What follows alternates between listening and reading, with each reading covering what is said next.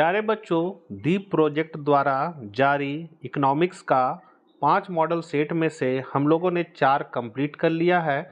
और अति लघु उत्तरीय हो, ऑब्जेक्टिव प्रश्न हो या फिर लघु उत्तरीय प्रश्न हो, सारा हम लोगों ने कंप्लीट कर लिया है। 5th मॉडल का ये अंतिम वीडियो है दीर्घ उत्तरीय प्रश्न मॉडल 5 का। प्रश्न दिए हुए थे जिसका मैंने आंसर तैयार कर लिया है। आप लोग कॉपी में इसको नोट करके याद जरूर कीजिएगा, क्योंकि ये फाइनल परीक्षा के लिए बहुत इंपॉर्टेंट है। देर न करते हुए आपसे रिक्वेस्ट है, चैनल पर पहली बार है तो सब्सक्राइब करके बेल आइकन जरूर दबा लें इसी तरह की वीडियो पाने के लिए। तो चलिए हम लोग आज कुछ नया सीखते हैं। तो 47 नंबर दीर्घ उत्तरीय का है, मौद्रिक नीति क्या है, विस्तृत चर्चा करें। तो प्रोफेसर हेनरी जॉनसन के अनुसार मौद्रिक नीति का तात्पर्य उस नीति से है जिसके द्वारा केंद्रीय बैंक समान आर्थिक नीति के उद्देश्यों की पूर्ति के लिए मुद्रा की पूर्ति को नियंत्रण करता है। कहने मतलब है बाजार में पैसा ज़्यादा है या कम है, उसको नियंत्रित करने का काम केंद्रीय बैंक जो करता है उसको हम लोग मौद्रिक नीति कहते हैं। और यही यदि सरकार ये काम को करे तो उसको हम लोग राजकोषीय नीति कहते हैं। दोनों में यही फर्क है। तो मौद्रिक नीति के क्या उद्देश्य है? तो पहला है भुगतान संतुलन एवं विनिमय स्थिरता, दूसरा है मूल्य में स्थिरता, तीसरा है मुद्रा की तटस्थता, चौथा पूर्ण रोजगार और पांचवा है आर्थिक विकास। ये मौद्रिक नीति के उद्देश्य है। इसके उपकरण क्या है? मतलब कंट्रोल करने के उपकरण है। मात्रात्मक उपाय में आते हैं बैंक दर नीति। तो इस नीति के अंतर्गत क्या होता है, केंद्रीय बैंक व्यावसायिक बैंक को ऊंची दर पर बैंक दर पर पैसा देता है, जिसके कारण बाजार में क्या होता है, मुद्रा का शॉर्टेज होने लगता है। तो जब बाजार में पैसा ज़्यादा होता है तो बैंक दर को बढ़ा दिया जाता है, और बाजार में अगर पैसा कम होता है तो बैंक दर को घटा दिया जाता है। बैंक दर से केंद्रीय बैंक व्यवसायिक बैंकों को उधार देता है। खुले बाजार की क्रियाएं, तो खुले बाजार की क्रिया में क्या होता है कि बाजार में अगर ज़्यादा पैसा है तो उसको कम करने के लिए प्रतिभूतियों को बेचना शुरू कर देता है केंद्रीय बैंक, तो जिससे बाजार में पैसा का शॉर्टेज होता है। और यदि पैसा को बढ़ाना है तो प्रतिभूतियों को खरीदना शुरू कर देता है, उसको हम लोग कहते हैं खुले बाजार की क्रियाएं। तीसरा है परिवर्तन कोष अनुपात में सम्मिलित किया जाता है। गुणात्मक उपाय में है प्रत्यक्ष कार्यवाही करना, मार्जिन में परिवर्तन, उपभोक्ता साख नियमन, प्रचार करना, साख की राशनिंग और नैतिक दबाव। ये सभी मौद्रिक नीति के उपकरण हैं। 48 है सामूहिक मांग की अवधारणा को उचित चित्र द्वारा स्पष्ट कीजिए। तो सामूहिक मांग को हम लोग समग्र मांग कहते हैं, शॉर्टकट में इसको हम लोग एडी कहेंगे, एग्रीगेट डिमांड। तो समग्र मांग वह कुल व्यय है जो लोग एक वित्तीय वर्ष की अवधि के दौरान वस्तु और सेवाओं के खरीदने पर खर्च करने की योजना बनाते हैं। ध्यान देने वाली बात यह है कि समग्र मांग को मापते समय हम सदा लोगों द्वारा किए जाने वाले आयोजित व्यय या प्रत्याशित व्यय के संदर्भ में बात करते हैं। कहने मतलब हम बाजार जा रहे हैं सामान खरीदने, 100 रुपया ले लिए हैं कि 50 रुपया नहीं, 20 रुपया का हमको लहसुन लेना है, 10 रुपया का हमको प्याज लेना है, 15 रुपया का केला लेना है। एक तरह का अनुमान लेके चलते हैं, खर्च पैसा नहीं किए लेकिन एक योजना बनाए कि इतना पैसा मेरा लगेगा खर्च करने में, तो वही समग्र मांग कहलाएगा। तो समग्र मांग या कुल मांग के प्रमुख घटक हैं। पहला है निजी उपभोग व्यय, जिसको हम लोग शॉर्टकट में सी बोलेंगे। इसमें देश के गृहस्थों परिवारों द्वारा एक लेखा वर्ष में सभी वस्तुओं तथा सेवाओं के लिए की गई मांग को शामिल किया जाता है। दूसरा है निजी निवेश मांग, जिसको हम लोग आई से डिनोट करेंगे। इससे अभिप्राय निजी निवेशकर्ताओं द्वारा पूंजी पदार्थों की खरीद पर करने वाले व्यय से। तीसरा है सरकारी व्यय, इसमें सरकारी उपभोग में व्यय तथा सरकारी निवेश व्यय दोनों शामिल होते हैं। सरकारी उपभोग व्यय से अभिप्राय है सैन्य सुरक्षा प्रयोग के लिए वस्तुओं के उपभोग की खरीद पर खर्च। सरकारी निवेश व्यय से अभिप्राय है सड़कों, डेमों तथा पुलों के निर्माण पर किया जाने वाला व्यय। चौथा है शुद्ध निर्यात, जिसमें x माइनस एम है, मतलब आयात माइनस निर्यात। तो विदेशियों द्वारा हमारी वस्तु के लिए किए गए व्यय को अर्थव्यवस्था में कुल व्यय मतलब समग्र मांग में जोड़ा जाता है, जबकि आयात पर किए जाने वाले व्यय को घटाया जाता है। अतः x माइनस एम को हम लोग शुद्ध निर्यात बोलेंगे, को समग्र मांग में जोड़ा जाता है। फॉर्मूला इसका बन जाएगा आपका समग्र मांग का प्रमुख तत्व एडी बराबर सी आई जी प्लस एक्स माइनस एम। खुली अर्थव्यवस्था में सी है उपभोग संबंधी मांग, विनियोग संबंधी मांग, सरकारी व्यय, अशुद्ध निर्यात। इसको हम लोग शॉर्टकट में बोलेंगे एडी बराबर सी प्लस आई। ये बंद अर्थव्यवस्था में होता है।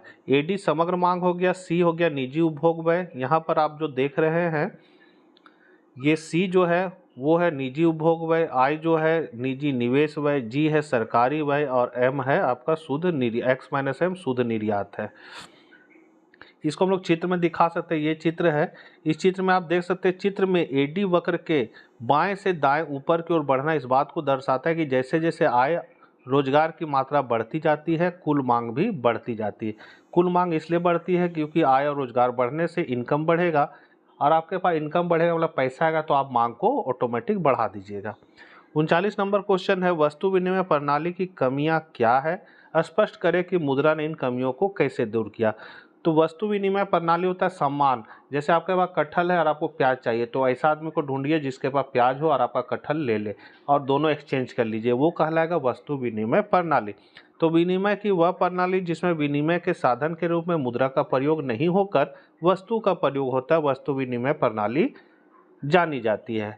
इसमें क्या है, तो वस्तु विनिमय प्रणाली की कठिनाइयाँ, सबसे पहला कठिनाई आपका है आवश्यकता के दोहरे संयोग का अभाव। पहला, आवश्यकता दोहरे संयोग का अभाव का मतलब होता है कि आपके पास आटा है और आपको जूता लेना, तो बाजार में ऐसा आदमी को ढूंढना पड़ेगा जिसके पास जूता हो और वो आपका आटा लेने के लिए तैयार हो, उसी को कहते हैं आवश्यकता का दोहरा संयोग। अगर ऐसा नहीं मिला तो आवश्यकता के दोहरे संयोग का अभाव हो जाएगा। दूसरा है मूल्य के हस्तांतरण का अभाव होता है वस्तु विनिमय में। फिर भविष्य के भुगतान के साधन का अभाव होता है। अगला पॉइंट है मूल्य के समान माप का अभाव होता है। फिर है वस्तुओं के विभाज्यता का अभाव होता है और मूल्य संचय का अभाव होता है। मतलब वस्तु विनिमय प्रणाली में ये 6 दिक्कतें आती है। तो मुद्रा के प्रयोग द्वारा वस्तु विनिमय के निम्न दोष दूर हुए।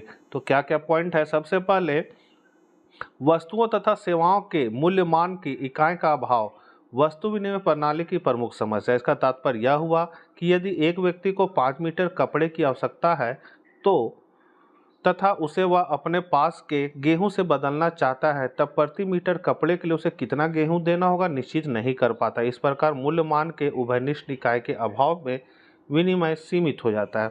मुद्रा व्यवस्था के अंतर्गत हर वस्तु अथवा सेवा का मूल्य मुद्रा के रूप में व्यक्त किया जाता है, जिससे विनिमय के अनुपात को निश्चित करने में कोई कठिनाई नहीं होती है। मुद्रा के मापक के रूप में प्रयोग करने से आर्थिक गणना का कार्य बहुत ही सुगम हो जाता है। दूसरा है वस्तु विनिमय प्रणाली में मूल्य या धन संचय का कोई स्थान नहीं होता। इस व्यवस्था में सिर्फ वस्तुओं का भंडार किया जा सकता है, उससे वस्तुओं के खराब होने की संभावना बनी रहती है। किंतु मुद्रा के प्रयोग से मनुष्य भविष्य के लिए क्रय शक्ति का संचय कर सकता है। वस्तुएं एवं सेवाएं बेचकर मुद्रा प्राप्त कर ली जाती है, उसका कुछ भाग वर्तमान आवश्यकताओं पर व्यय कर दिया जाता है और शेष भविष्य के लिए जमा कर लिया जाता है। 50 नंबर क्वेश्चन है प्रतिकूल भुगतान संतुलन को ठीक करने के उपायों की व्याख्या करें। तो भुगतान संतुलन से आशय देश के समस्त आयातों एवं निर्यातों एवं अन्य सेवाओं के मूल्य के संपूर्ण विवरण से होता है। इसके अंतर्गत लेन देन के 2 पक्ष होते हैं। एक ओर तो देश की विदेशी मुद्रा की लेनदारियों का विवरण रहता है जिसे धनात्मक पक्ष कहते हैं, तथा दूसरी ओर उस देश की समस्त देनदारियों का विवरण रहता है जिसे ऋणात्मक पक्ष कहते हैं। प्रतिकूल भुगतान संतुलन को ठीक करने के निम्न तरीके हैं। मुद्रा संकुचन, तो मुद्रा संकुचन के फलस्वरूप देश में वस्तुओं और सेवाओं की कीमतों में कमी आ जाती है, जिससे निर्यात में वृद्धि हो जाती है। आय के कम होने के कारण लोगों के आयात करने की प्रवृत्ति कम हो जाती है। विनिमय ह्रास, तो किसी देश के विनिमय ह्रास से विदेशियों के लिए घरेलू वस्तुएं सस्ती हो जाती है और आयात महंगे हो जाते हैं, अतः निर्यात में वृद्धि तथा आयातों में कमी आ जाती है। तीसरा है विनिमय नियंत्रण। विनिमय नियंत्रण पूंजी के निर्यात एवं बहिर्गमन पर रोक कर भुगतान संतुलन को ठीक करने में सहायता देता है। चौथा है अवमूल्यन। अवमूल्यन के अंतर्गत सरकारी घोषणा के अनुसार देश के मुद्रा के बाह्य मूल्य को कम कर दिया जाता है, जिससे देश के निर्यात विदेशों में सस्ते पड़ते हैं जबकि आयात महंगे हो जाते हैं। पांचवा है अमौद्रिक उपाय, जिसमें आयात में कमी करना है, निर्यात को प्रोत्साहन, विदेशी निवेश को प्रोत्साहन, सरकार की आर्थिक नीतियों में परिवर्तन, विदेशी ऋण और विदेशी पर्यटकों को प्रोत्साहन है। 51 नंबर क्वेश्चन है जीडीपी से राष्ट्रीय की गणना आप कैसे करेंगे, व्याख्या कीजिए। तो जीडीपी मतलब ग्रॉस डोमेस्टिक प्रोडक्ट, सकल घरेलू उत्पाद जिसको हम लोग कह सकते हैं। तो जीडीपी एक देश के घरेलू सीमा के अंदर एक लेखा वर्ष में सभी उत्पाद को, चाहे वे देश के निवासी हो या गैर निवासी, के द्वारा जितनी भी अंतिम वस्तु और सेवाओं का उत्पादन होता है उनके बाजार कीमत के योग को सकल घरेलू उत्पाद शॉर्टकट में जीडीपी कहा जाता है। राष्ट्रीय आय एक देश के घरेलू सीमा के अंदर एक लेखा वर्ष में सभी उत्पादकों तथा उत्पादित अंतिम वस्तुओं और सेवाओं के कुल मूल्य तथा विदेशों से प्राप्त शुद्ध साधन आय का योग राष्ट्रीय आय कहलाता है। जीडीपी की सहायता से राष्ट्रीय आय की गणना 3 विधियों से हो सकती है। पहला है आय विधि, जिसका फॉर्मूला है जीडीपी बराबर कर्मचारियों का प्रासंगिक प्लस परिचालन अधिशेष प्लस स्वनियोजित आय प्लस घिसावट प्लस शुद्ध अप्रत्यक्ष कर। शॉर्टकट में को हम लोग इसको बोलेंगे राष्ट्रीय आय बराबर जीडीपी प्लस विदेशों से प्राप्त शुद्ध साधन आय। दूसरा है उत्पाद विधि। तो जीडीपी बाजार कीमत पर प्राथमिक क्षेत्र का सकल मूल्य वृद्धि प्लस द्वितीय क्षेत्र का सकल मूल्य वृद्धि प्लस तृतीय क्षेत्र का सकल मूल्य वृद्धि। शॉर्टकट में हम लोग इसको बोलेंगे राष्ट्रीय आय बराबर जीडीपी प्लस विदेशों से प्राप्त शुद्ध साधन आय माइनस घिसावट व्यय माइनस शुद्ध अप्रत्यक्ष कर। और सी है व्यय विधि। तो जीडीपी बराबर निजी अंतिम उपभोग व्यय प्लस सरकारी अंतिम उपभोग व्यय प्लस सरकारी घरेलू स्थिर पूंजी निर्माण प्लस शुद्ध निर्यात। शॉर्टकट में हम लोग बोलेंगे राष्ट्रीय आय बराबर जीडीपी प्लस विदेशों से प्राप्त शुद्ध साधन आय माइनस घिसावट व्यय माइनस शुद्ध अप्रत्यक्ष कर।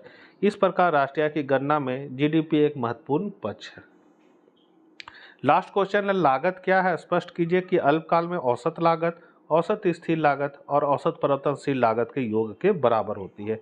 तो उत्पादन के साधनों के प्रयोग के बदले जो धनराशि व्यय की जाती है लागत कहलाती है। औसत लागत उत्पादन के प्रति इकाई लागत को औसत लागत कहा जाता है। औसत लागत का आपका फॉर्मूला बनेगा कुल लागत बट्टा उत्पादन की मात्रा, मतलब टीसी बट्टा क्यू कह सकते हैं। तो औसत परिवर्ती लागत माइनस उत्पादन के प्रति इकाई परिवर्ती लागत को औसत परिवर्ती लागत कहा जाता है। तो औसत, ये औसत लागत का फॉर्मूला हुआ। औसत परिवर्ती लागत मतलब ABC, हम लोग इसको शॉर्टकट में बोलेंगे। इसका हो जाएगा परिभाषा उत्पादन की प्रति इकाई परिवर्ती लागत को औसत परिवर्ती लागत कहा जाता है। तो प्रति इकाई निकालने के लिए ABC बराबर फॉर्मूला मेरा बन जाएगा कुल परिवर्ती लागत बट्टा उत्पादन की मात्रा। फिर है औसत स्थिर लागत। तो उत्पादन की प्रति इकाई स्थिर लागत को औसत स्थिर लागत कहा जाता है। इसका फॉर्मूला आपका बनेगा AFC बराबर कुल स्थिर लागत बट्टा उत्पादन की मात्रा।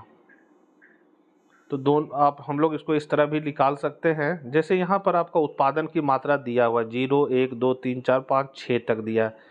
कुल लागत दिया हुआ है 100, 200, 280, 340, 420, 520 और 640। कुल स्थिर लागत तो ये स्थिर रहता है उत्पादन का, तो 100 है। अब TVC आपको निकालना है। तो TVC निकालने के लिए क्या करना होगा, इसको इसमें घटा देना, मतलब 200 में 100 चला गया 100, 280 में 100 को घटा दीजिए 80, 340 में 100 को घटा दीजिए 60। इस तरह इसको इसमें घटा दिएगा तो ये पता चल जाएगा। AFC निकालना है। AFC निकालने के लिए इसको इसमें भागा दे देना है। जैसे 1 को 100 में भागा देंगे तो 100, 2 को 100 में भागा देंगे तो 50, तो इसको इसमें भागा देंगे ये निकल जाएगा। अब इसको इसमें भागा देंगे इसमें तो ये निकल जाएगा, और इसको इसमें भागा देंगे, इसको इसमें भागा देंगे तो AC निकल जाएगा। तो यहाँ पर सारा फॉर्मूला आपका लिखा हुआ है और ये चित्र है औसत लागत, औसत स्थिर लागत, औसत परिवर्तनशील लागत का। तो ये अंतिम था। तो इकोनॉमिक्स का दीप प्रोजेक्ट के द्वारा जो जारी 5 मॉडल सेट है सारा कंप्लीट हो गया है। चैनल के प्लेलिस्ट में आपको मिल जाएगा, वहाँ से जाकर आप सारे वीडियो को देख सकते हैं।